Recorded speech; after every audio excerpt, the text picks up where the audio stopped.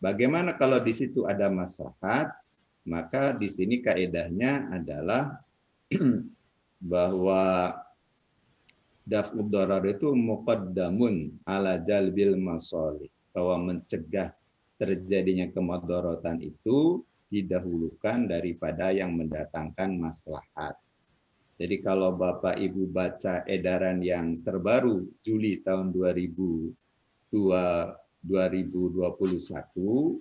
itu sangat tegas untuk sholat berjamaah, kemudian sholat Jumat, kemudian sholat Id, itu tegas di situ bahwa tidak boleh dilakukan di masjid, tetapi dilakukan di rumah.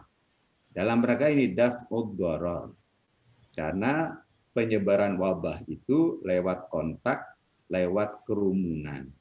Nah, untuk memutus mata rantainya, ya kita hindari terjadinya kerumunan, yaitu kita tidak menyelenggarakan sholat id di masjid, tidak menyelenggarakan sholat id di lapangan.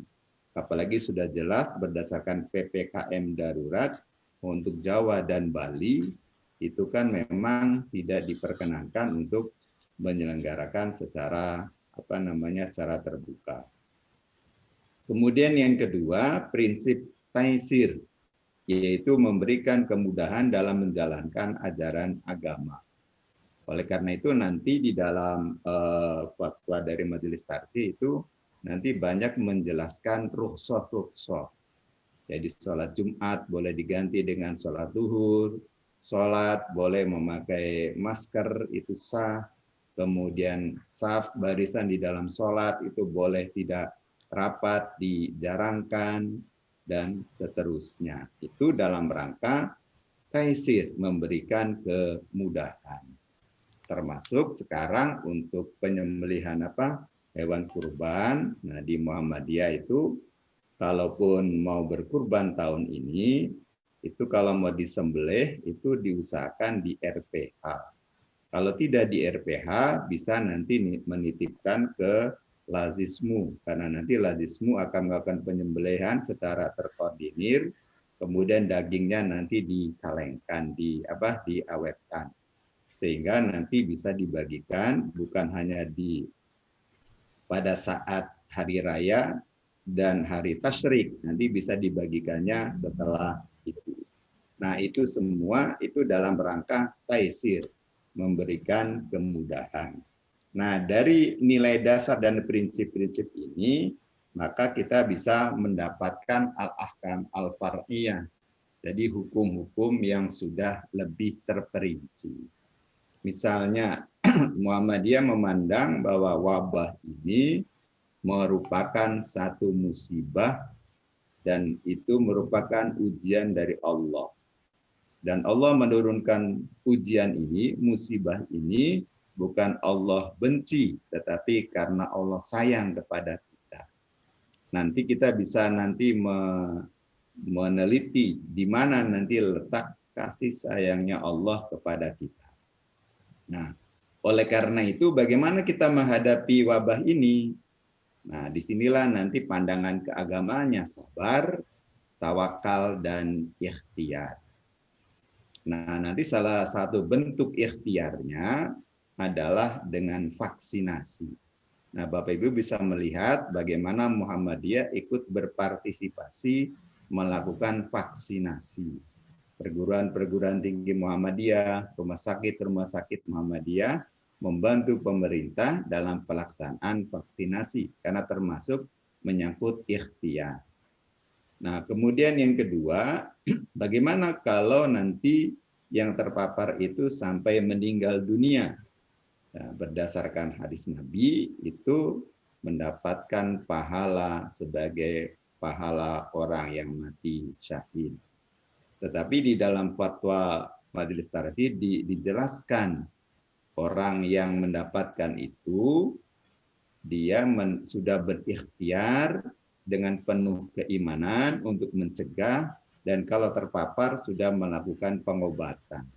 Jadi bukan kata orang Surabaya itu bonek. Kalau yang bonek mungkin belum tentu mendapatkan pahala mati syahid.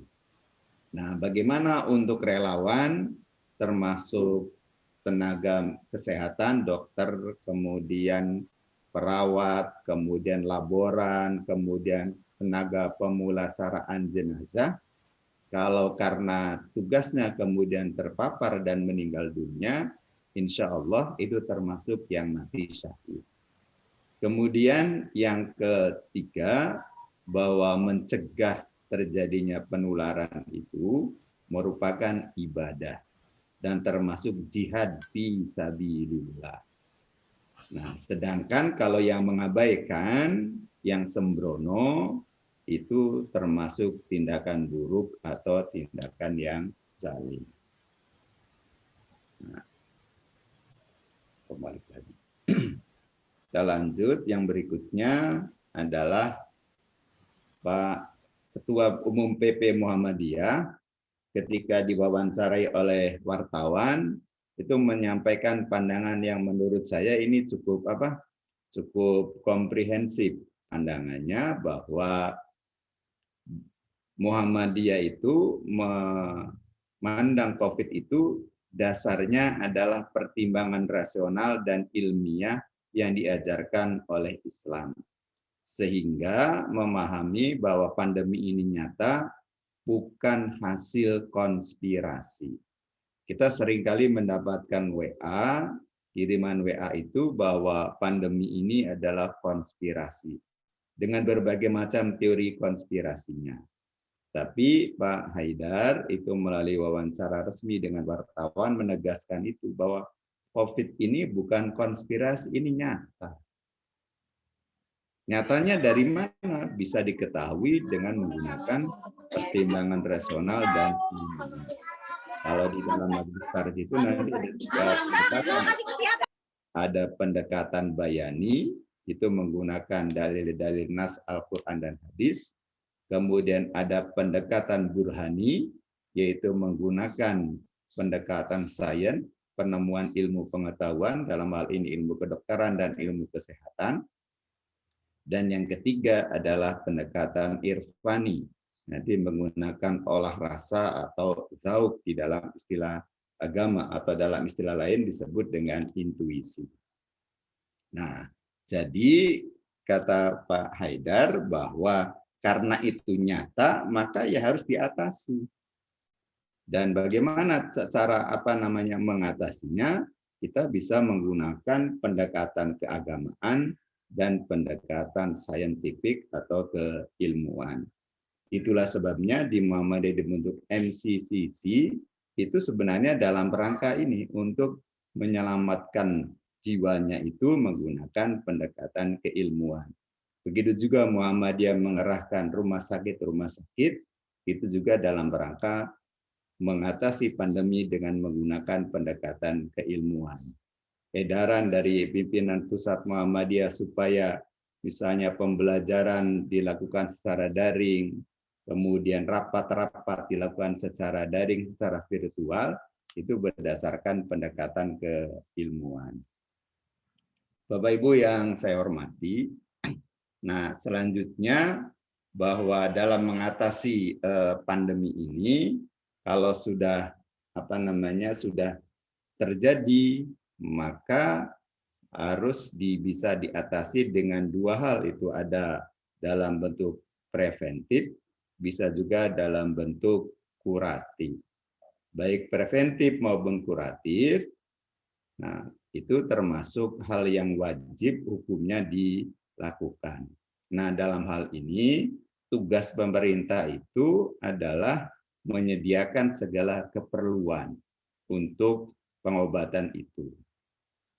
2 hari yang lalu kalau tidak salah, kita mendapat berita yang cukup sedih karena Rumah Sakit PKU Muhammadiyah di Yogyakarta itu tabung gas oksigen sebanyak 250 itu ditarik oleh vendor. Alasannya karena rumah sakit melakukan isi ulang bukan ke vendornya, tetapi ke tempat yang lain. Nah, mestinya dalam hal ini pemerintah turun tangan ini menjadi penengah supaya ini tidak terjadi lagi. Kalau ini terjadi terus-menerus, maka bukan tidak mustahil nanti rumah sakit satu persatu akan tumbang. Karena meskipun ada tenaganya, kemudian ada sarana prasarananya, tapi kalau gas oksigennya tidak bisa diisi ulang, maka rumah sakit tidak bisa banyak berbuat untuk menyelamatkan nyawa-nyawa mereka yang terpapar oleh COVID-19. Dan sekarang rata-rata yang dibawa ke rumah sakit itu adalah kondisinya yang sudah parah, membutuhkan pertolongan, baik pertolongan tenaga dokter maupun peralatan-peralatan medis, yaitu misalnya gas oksigennya itu atau ventilator dan sebagainya. Nah, Bapak Ibu yang saya hormati, kemudian dalam rangka preventif, maka kita harus mengikuti protokol kesehatan, prokes yang ditetapkan oleh pemerintah. Misalnya menjaga social distancing, kemudian di dalam PPKM kemarin itu perusahaan yang non esensial itu boleh melakukan pekerjaan yang non esensial itu harus 100% work from home, itu harus dipatuhi. Yang boleh masuk itu hanya yang pekerjaan di sektor perusahaan di sektor esensial, itu harus dipatuhi. Sebab kalau tidak dipatuhi, ya pandemi ini semakin lama bukan semakin melandai, tetapi akan semakin naik. Dan kemarin kita mendapatkan informasi yang penularan dalam satu hari itu sampai 54.000. Ini kan kondisi yang sangat mengerikan. Grafiknya itu cenderung naik, dan naiknya itu bukan 100-200, naiknya itu langsung ribuan, dan ini sangat mengkhawatirkan. Bapak Ibu yang saya hormati, selanjutnya termasuk nanti untuk pencegahan juga, itu kita diminta sebagai umat Islam tadi sholatnya di rumah masing-masing, tidak di masjid, tidak di musola, itu dalam rangka preventif, upaya pencegahan. Nah, oleh karena itu nanti di dalam hukum Islamnya di sini ada rukhsah, karena Nabi di dalam salah satu hadisnya itu pernah memberikan izin kepada para sahabat untuk tidak sholat di masjid karena waktu itu Madinah terjadi hujan. Jadi takut khawatir mereka jalan di becek yang penuh lumpur, maka mereka boleh sholatnya di rumah. Nah, faktor hujan saja itu diperbolehkan untuk melakukan ibadah di rumah, apalagi sekarang yang kita khawatirkan bukan masalah alamiah dalam arti fenomena alam, tetapi wabah yang bisa mengancam nyawa.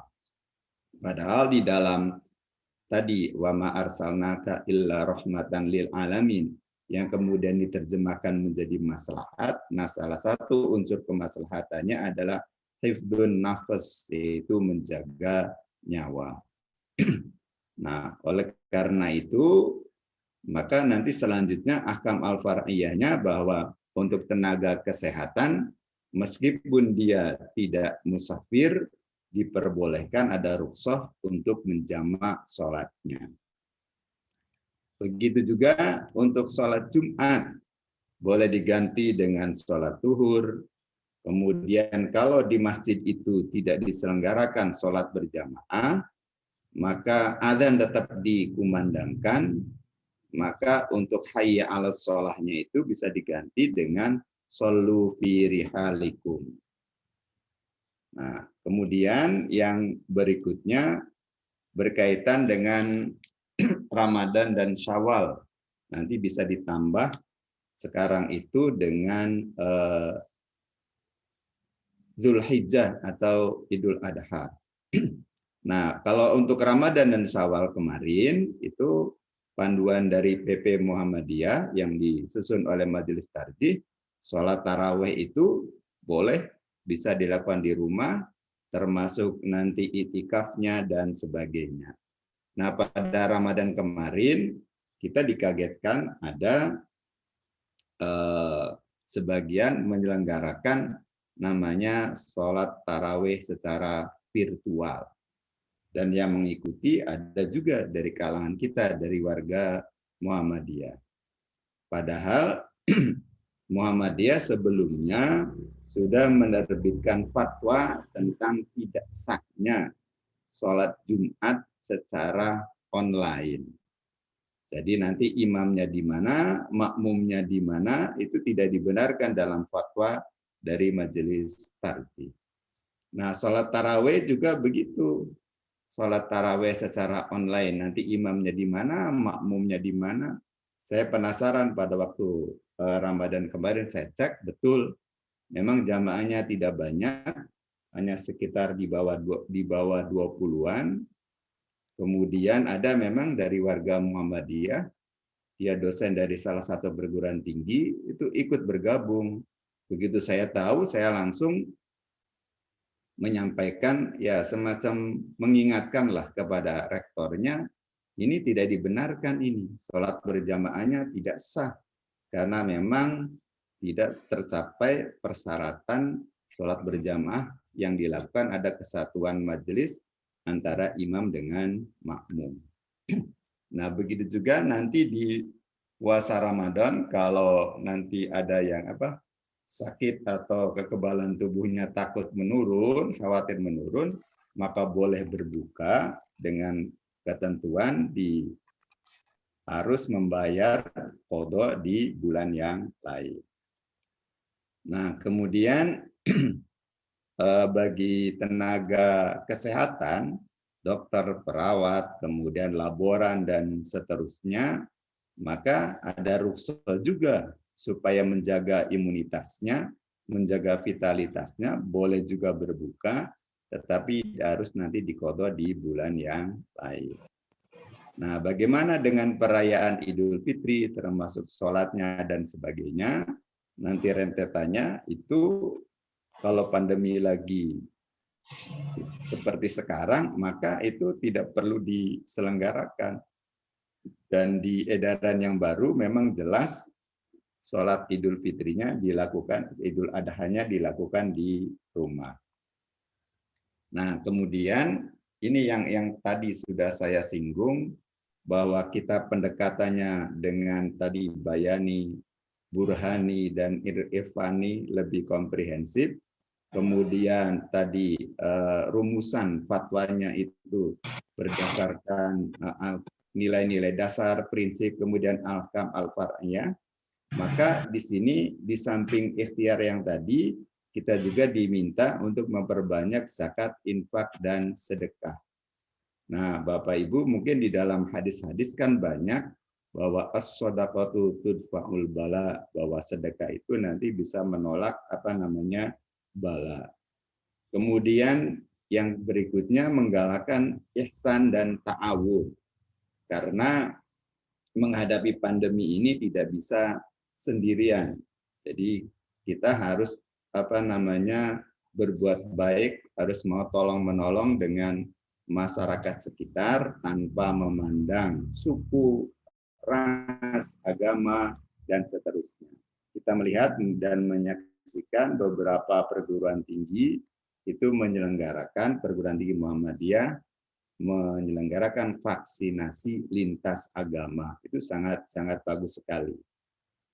Nah, bagaimana kalau nanti ada jenazah perawatannya, itu harus mengikuti protokol kesehatan. Kalau nanti seperti sekarang, tenaga pemulasaraan jenazah itu sudah kewalahan, maka ketika tidak memungkinkan untuk mengurus jenazah dari mulai memandikan, kemudian mengkafani, kemudian itu tidak memungkinkan, maka boleh jenazah itu tidak dimandikan dan tidak dikafani. Jadi begitu meninggal langsung dimasukkan ke kantong, kemudian dimasukkan ke peti, nanti jenazahnya dibawa ke kuburan, bisa disolatkan terlebih dahulu, atau mungkin karena memang memburu waktu, ada yang terjadi itu disolatkannya itu pada saat sudah sampai di pemakaman itu. Nah, kemudian bagaimana bagi keluarganya?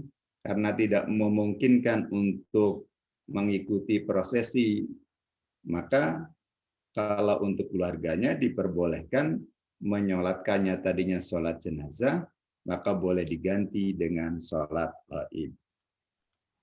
Nah, kemudian yang berikutnya ini berkaitan dengan muamalah yang lain, yaitu akad nikah.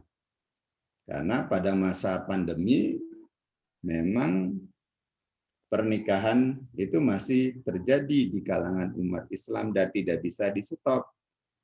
Maka penyelenggaraan akad nikah boleh dilakukan sesuai dengan protokol kesehatan.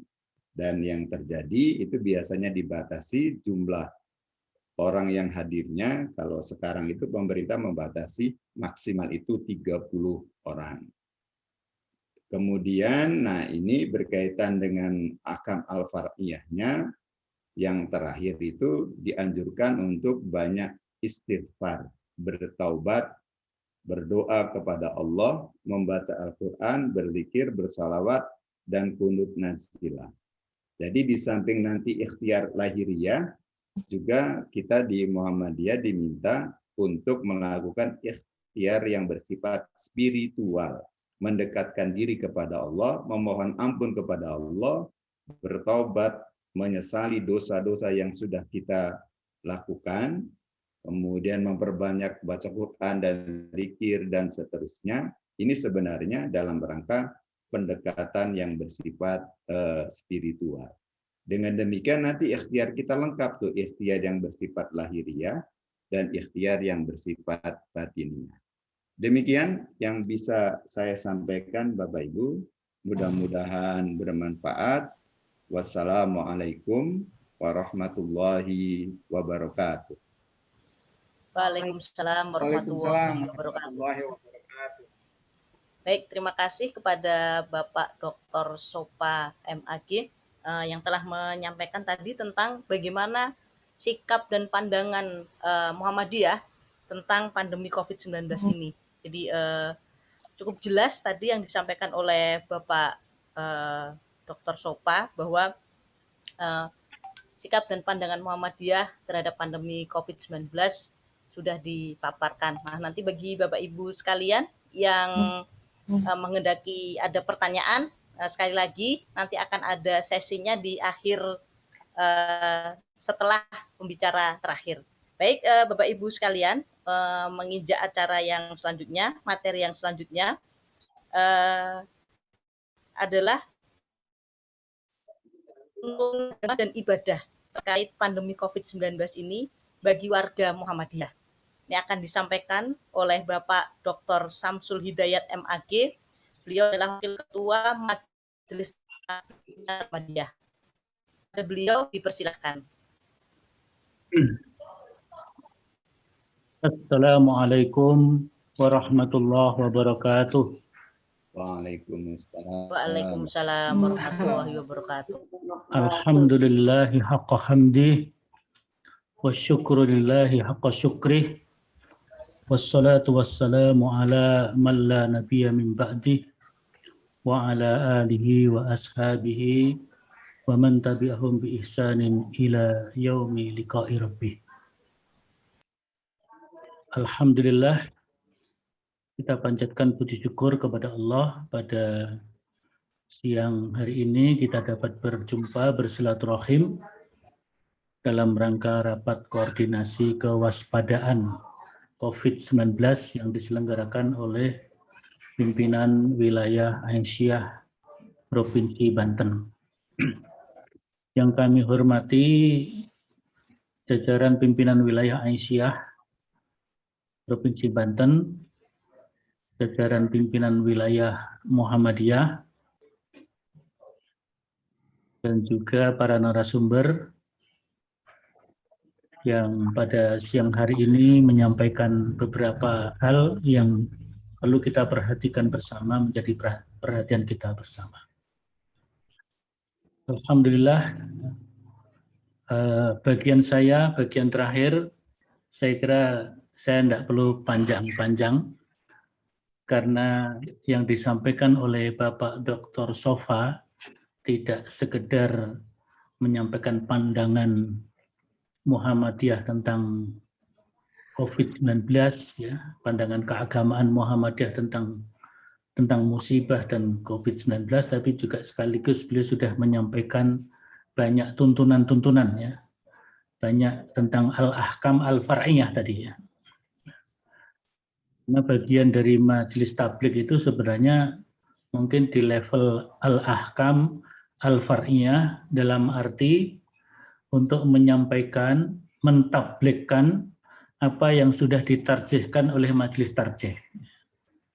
Tapi dalam konteks COVID-19 ini tentu yang menjadi kewajiban oleh majelis tarjih itu, majelis tabligh itu tidak hanya apa yang dihasilkan oleh fatwa-fatwa tarjih misalnya atau putusan-putusan tarjih, tapi juga kita selalu berkoordinasi dan mencari ilmu, berdiskusi dengan pihak-pihak lain yang terkait, terutama MCCC, MDMC, Majelis Kesehatan, dan sebagainya, ya, termasuk memadukan dari berbagai himbauan, edaran dari PP Muhammadiyah yang tadi sudah disebutkan oleh Pak Kiai Sopa. Setidaknya mungkin ada 8 atau 9 edaran yang sudah kita terima dari pimpinan pusat Muhammadiyah. Baik, saya akan menyampaikan.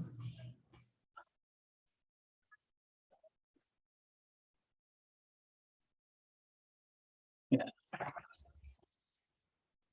Saya mungkin sedikit saja. Nah, jadi di sini kita melihat yang pertama adalah bagaimana pesan Al-Quran dan As-Sunnah kepada kita.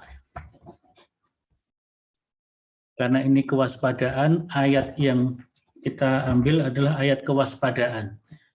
Dan ini juga sudah ada di dalam fatwa tarjih yang ada di dalam lampiran surat edaran PP Muhammadiyah. Saya lupa yang keberapa, yang kelima atau yang keenam, karena banyaknya. Ya.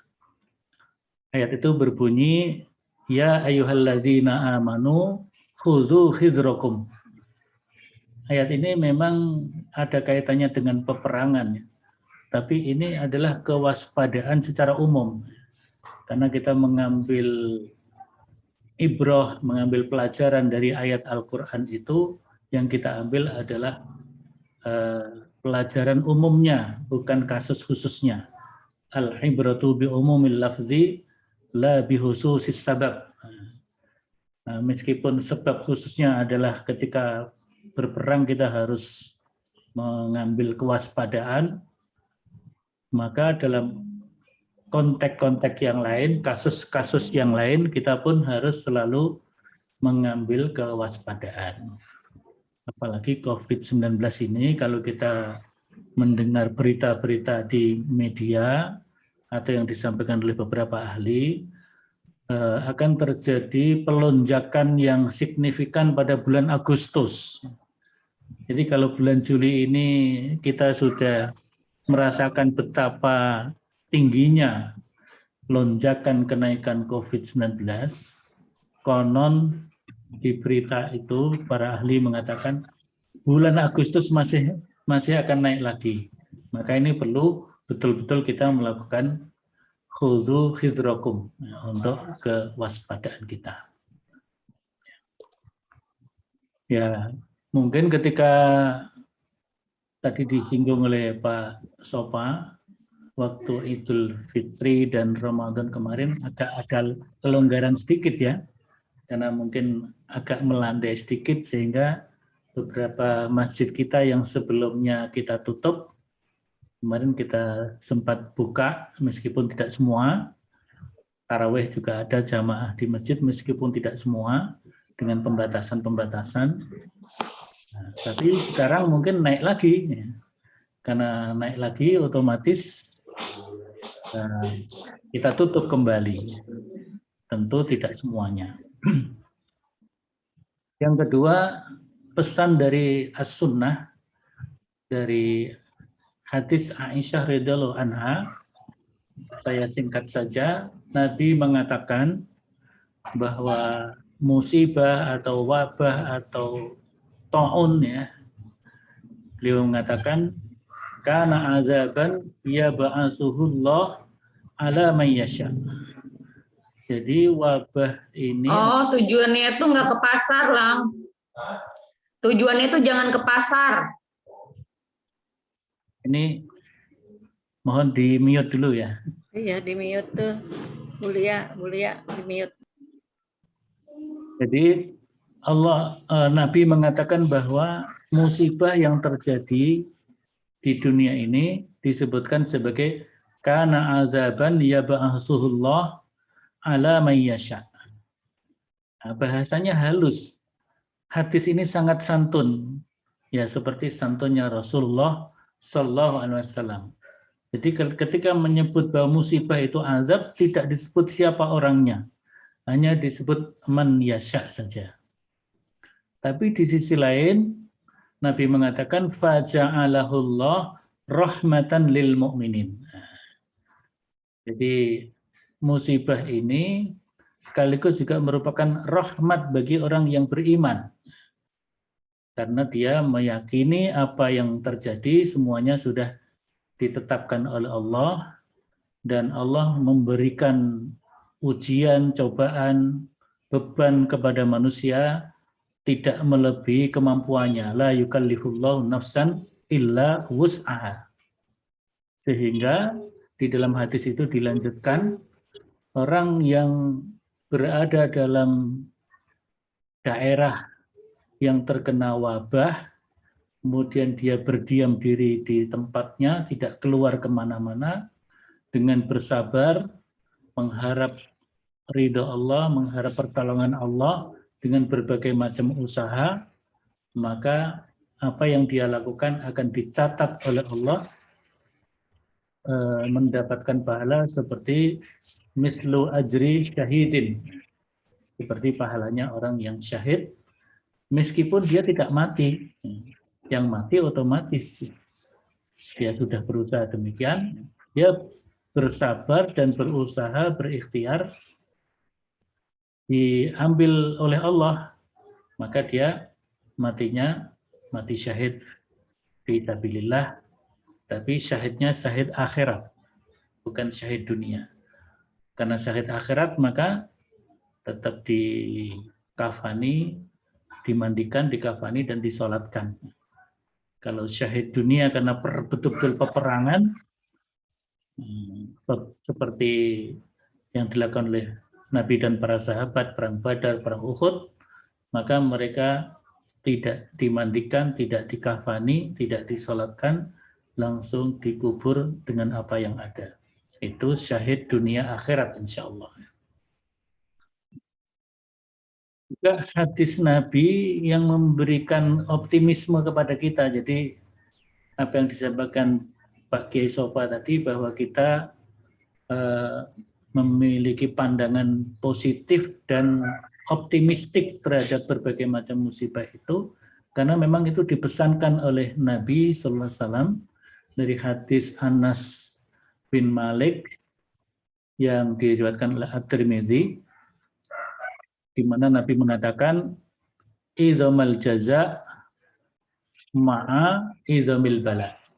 Dalam hadis yang lain disebutkan ada inna idzamal jaza ma'a idzamil bala. Wa innallaha idza ahabba qauman ibtalahu. Jadi kita mendapatkan ujian musibah ini, kalau menurut hadis ini, karena Allah mencintai kita. Jadi Nabi mengatakan besarnya, agungnya balasan itu disertai dengan besarnya dan agungnya ujian. Dan sesungguhnya Allah apabila mencintai sebuah kaum, suatu kaum, maka Allah akan mengujinya. Faman radiya falahur ridho.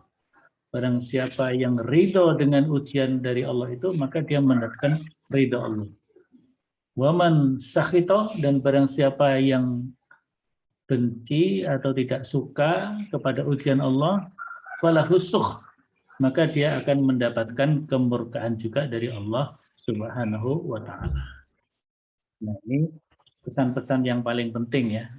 Dan inilah bagian dari tugas para mubalighat untuk menyampaikan pesan-pesan Quran dan Sunnah ya.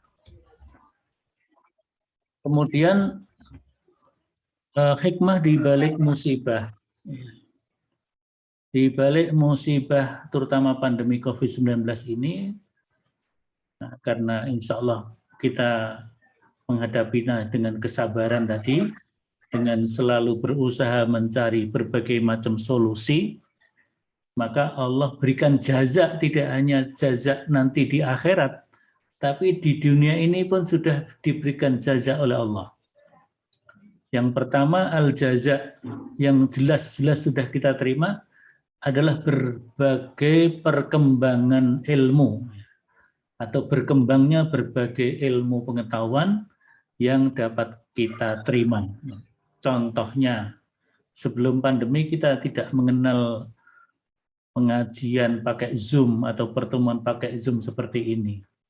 Pembelajaran pakai Zoom, kita tidak mengenal sama sekali. Atau mengenal tapi mungkin bentuknya lain. Ya.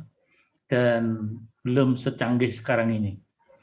Tapi dengan adanya musibah ini, kemudian kita bersabar dan berikhtiar, Allah berikan ilmu itu. Ada Zoom, ada Google Meet, dan macam-macamnya. Tentu tidak hanya itu. Ilmu kedokteran dan kesehatan mungkin juga terjadi perkembangan yang sedemikian rupa. Para dokter dan ahli medis terus melakukan kajian dan kajian, penelitian dan penelitian, bahkan kadang pro kontra. Kita lihat juga di media itu, dokter A mengatakan begini, dokter B mengatakan begitu, ya, tentang pandemi ini. Tapi itu semuanya adalah dalam rangka melakukan riset, ya, sehingga berikutnya terjadilah apa yang disebut perkembangan ilmu pengetahuan dan teknologi. Begitu juga ilmu agama. Itu bisa kita lihat misalnya majelis tarjih dan tajdid kita. Seperti tadi sudah disampaikan oleh Pak Kiai Sopa tadi. Majelis tarjih dan tajdid terus melakukan kajian dan kajian. Begitu juga ulama-ulama yang lain seperti Majelis Ulama Indonesia, saudara-saudara kita dari Nahdlatul Ulama, dari Persis, Al-Irsad, dan lain-lainnya ya. Mereka sama-sama melakukan kajian dan juga ulama-ulama dunia lainnya. Sehingga itu terjadi pergumulan ilmu pengetahuan agama, tukar-menukar pengalaman beristihad, sehingga di dalam memberikan pedoman dan panduan kepada umat itu majelis tarjih mungkin juga mengambil dari berbagai macam ulama. Kalau kita lihat itu ya, dalam fatwa-fatwa tarjih, ulama-ulama dunia juga diambil pendapat-pendapatnya, kemudian di cross check dengan Al-Quran dan As-Sunnah sesuai dengan prinsip Muhammadiyah, sesuai dengan manhaj tarjih Muhammadiyah. Nah, di samping itu juga majelis tabligh. Majelis tabligh dengan para mubaligh dan mubalighatnya. Ini majelis tabligh ini bisa majelis tabligh Muhammadiyah, bisa juga majelis tabligh Aisyah.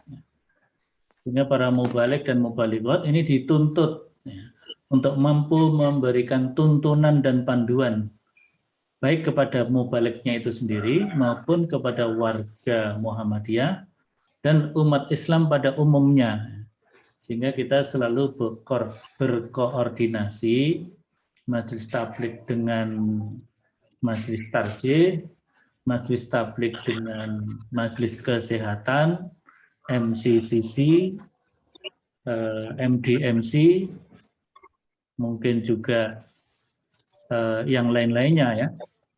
Kita juga mengambil dari karena kita selalu berkolaborasi misalnya dengan majelis pustaka dan informasi. Jadi ini yang membuat majelis tabligh, para mubaligh, mubalighot, dai dan daiyah kita terus melakukan pendalaman-pendalaman supaya dapat memberikan tuntunan sebaik-baiknya dalam beribadah kepada masyarakat, khususnya warga Muhammadiyah. Ya, karena memang dalam masa pandemi ini media sosial sedemikian rupa ya memunculkan berbagai macam isu. Kadang-kadang sebagian warga kita juga sempat dibingungkan oleh berbagai macam isu itu ya. Misalnya kita jangan takut kepada corona, kita harus takut kepada Allah. Kan tidak seperti itu dalam memahaminya. Di sinilah kita perlu memberikan panduan bagaimana umat ini di dalam menghadapi berbagai macam problematik kehidupan itu sudah ada kunci-kuncinya dari Al-Quran dan As-Sunnah dan juga hasil ijtihad para ulama kita.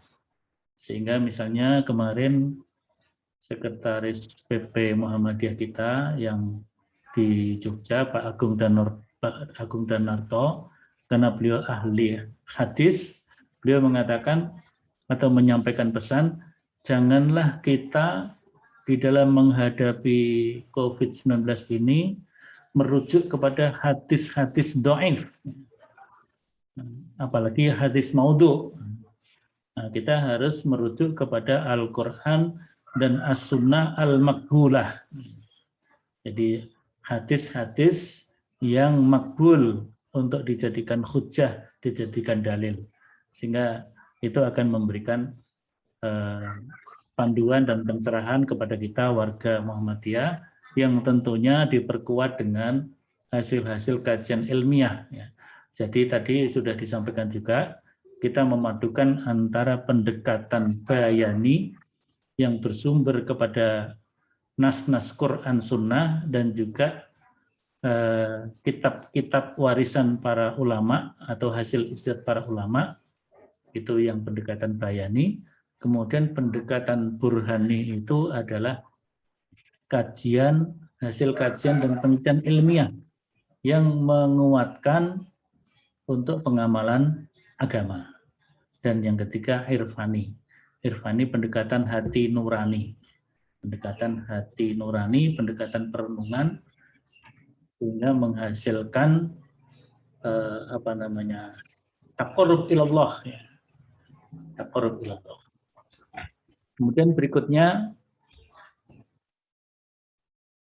prinsip dari tuntunan keagamaan yang menjadi kewenangan majelis tabligh dengan para mubaligh dan mubalighotnya ini ya tadi sudah banyak disampaikan oleh Pak Sopa juga. Jadi yang pertama tentu adalah penguatan iman takwa kepada Allah Subhanahu wa taala. Seperti pesan-pesan yang sudah disampaikan tadi di awal, pesan Al-Quran dan As-Sunnah. Itu hanya baru sebagian, itu sudah bisa kita ambil bahwa dalam menghadapi COVID-19 termasuk kewaspadaannya itu di samping memperkuat imunitas, yang terpenting juga kita juga menguatkan imanitas. Ya, jadi iman takwa kepada Allah juga imunitas sehingga kita memperoleh al-aman, keamanan. Nah, jadi iman dan aman. Tentu dalam pengamalan keagamaan penerapan prinsip azimah dan rukhsah. Ya. Azimah dan rukhsah. Jadi kalau hal-hal yang normal bisa kita laksanakan, ya kita laksanakan sesuai dengan tuntunan Quran dan sunnahnya. Sholat 5 waktu misalnya, ya kita berada di tempat kita bisa melaksanakan sholat sesuai tuntunannya.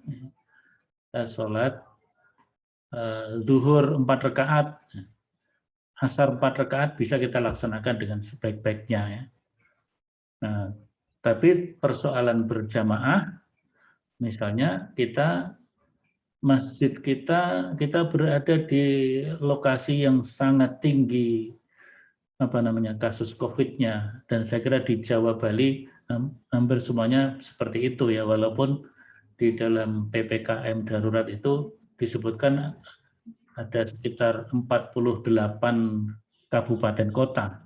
Tapi apakah yang di luar 48 kabupaten kota itu bisa dikatakan daerah aman, kita juga belum tahu. Maka di situ berlaku yang disebut rukhsah. Rukhsah itu keringanan yang diberikan oleh Allah kepada kita. Maka kalau Allah memberikan keringanan, memberikan rukhsah, berarti Allah memberikan kasih sayangnya kepada kita, ya kita harus terima.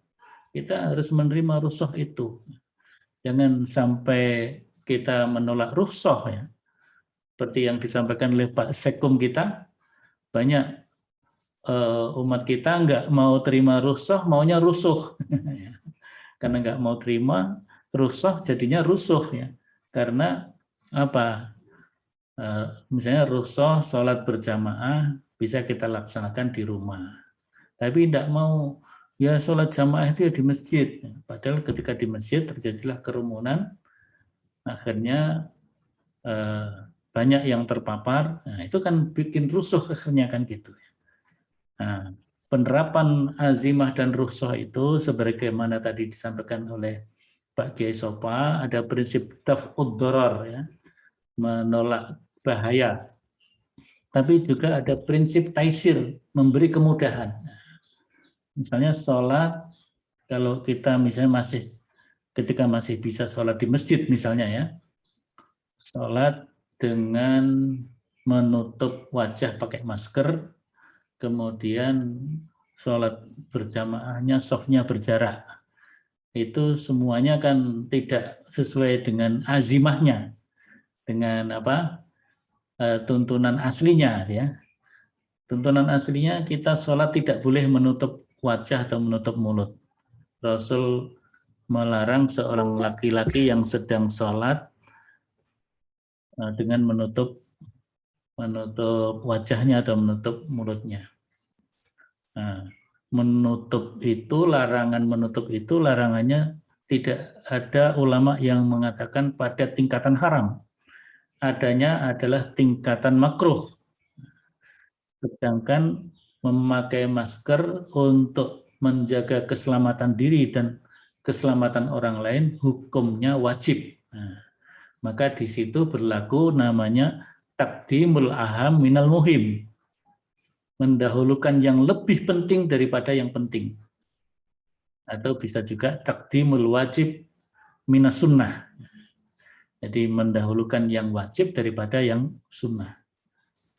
Nah, seperti tadi menutup wajah, juga soft rapat ya. Soft rapat itu kan sunnah ya.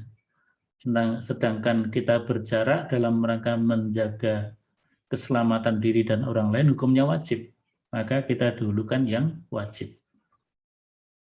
Jadi ada prinsip taisir, taqdimul aham minal muhim, mendahulukan yang lebih penting daripada yang sekedar penting, dan menghindarkan diri dari al-ghulu fiddin, berlebih-lebihan dalam beragama. Nah, ini saya kira perlu menjadi pemahaman dan wawasan para mubaligh dan mubalighot kita untuk bisa disosialisasikan, disampaikan kepada warga Muhammadiyah khususnya dan umat Islam pada umumnya. Kemudian yang sangat penting juga adalah pemahaman dimensi sosial dari pengamalan agama di samping sisi-sisi teologis, ritual, dan spiritual. terutama kalau kita ini melaksanakan Idul Adha ini ya. Di dalam Idul Adha ada ibadah kurban.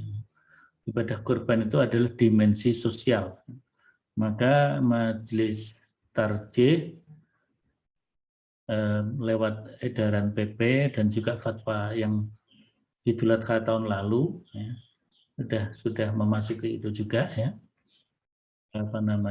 Berkorban bisa dialihkan kepada santunan atau sedekah sosial kepada orang-orang yang terpapar COVID yang sangat membutuhkan pertolongan. Jadi kalau korban itu hukumnya kan sunnah muakkad. Sedangkan kita memberikan pertolongan kepada orang yang sangat-sangat membutuhkan karena terpapar musibah tertentu seperti COVID ini, itu hukumnya wajib. Maka berlaku juga taqdimul aham minal muhim atau taqdimul wajib minas sunnah. Ya. Jadi mendahulukan yang wajib daripada yang sunnah. Apalagi ini dimensi sosial. Maka tauhidnya pun juga tauhid sosial. Nah, kita di samping ada ibadah yang sifatnya ritual, spiritual, tapi juga ada sisi-sisi sosialnya. Maka bagi mereka yang misalnya keluasan rezekinya terbatas, Nabi kan mengatakan man lahu sa'ah walam yudakhi fala yaqrabanna musallana. Barang siapa yang punya keluasan rezeki tapi tidak mau berkorban, jangan dekat-dekat tempat sholat kita. Itu betapa Nabi mementingkan orang untuk berkorban, menolong sesama, membantu sesama, memberi kepada sesama. Nah, tapi pada saat yang sama ada sisi lain yang sangat dipentingkan, seperti menolong tadi. Maka kalau kita terbatas hanya mampunya hanya satu saja, ya kita alihkan kepada memberikan bantuan kepada yang terpapar itu. Tapi kalau punya dua-duanya, ya membantu juga, berkorban juga. Tadi juga sudah disampaikan, berkorban di dalam menyembelih, diusahakan di tempat-tempat yang relatif aman, ya. Tidak menjadikan tempat klaster penyebaran COVID, ya. Maka di RPH. Tapi RPH kita terbatas. Saya beberapa waktu yang lalu ada dialog persiapan Idul Adha dengan Dinas Peternakan dan DPRD Provinsi Jawa Tengah. Jawa Tengah yang luas itu RPH-nya se-Jawa Tengah hanya 75 tempat. Sehingga tidak semua kecamatan punya RPH. Andai kan semua kecamatan punya RPH, itu pun belum mencukupi. Maka ya alternatifnya seperti yang dikembangkan oleh Lazismo, tapi mungkin kalau pimpinan ranting, cabang atau masjid itu bisa melakukan upaya-upaya di dalam penyembelihan itu mendekati apa yang dilakukan oleh RPH, saya kira bisa dilakukan. Aspek higienisnya, aspek keamanannya, jadi betul dibatasi betul orang yang ada di situ. Yang terlibat, yang datang hanya orang yang kerja, dan yang kerja itu harus memakai, bahkan pakai APD, tidak hanya pakai masker. Jadi pakai APD, tapi mungkin tidak seperti APD nakes yang di rumah sakit, tapi APD terbatas sehingga ketika ada darah mengalir dan sebagainya itu bisa tidak membahayakan. Saya kira ini Bu Mazia yang dapat kami sampaikan. Mungkin kita lebih banyak nanti kepada dialog. Terima kasih. Nasrun minallah wa fatun qarib. Wassalamualaikum warahmatullahi wabarakatuh. Waalaikumsalam warahmatullahi wabarakatuh. Terima kasih pada Bapak Dr. Samsul Hidayat MAG yang telah memberikan paparannya dari Majelis Tabligh pimpinan Pusat Muhammadiyah, bagaimana tuntunan kita, tuntunan Muhammadiyah terkait dengan pandemi COVID-19 ini. Insya Allah sangat bermanfaat sekali, terutama ini untuk para mubalik-mubalighot. Banyak sekali nih Bapak Samsul Hidayat ini, ibu-ibu Aisyah yang berperan sebagai mubalighot. Baik, Bapak Ibu sekalian, untuk selanjutnya yaitu tentang pembahasan tentang materi vaksinasi. Nah, ini kupas tuntas tentang vaksinasi COVID-19 akan disampaikan oleh Ibu Dr. Umi Sarkiyah. Beliau adalah Ketua Tim Vaksinasi MCCC PP Muhammadiyah. Kepada beliau dipersilahkan. Baik, terima kasih. Assalamualaikum warahmatullahi wabarakatuh. Waalaikumsalam warahmatullahi wabarakatuh. Alhamdulillahirabbil alamin, wassalatu wassalamu ala asrofil anbiya'i wal mursalin wa ala alihi wa sahbihi ajma'in. Amma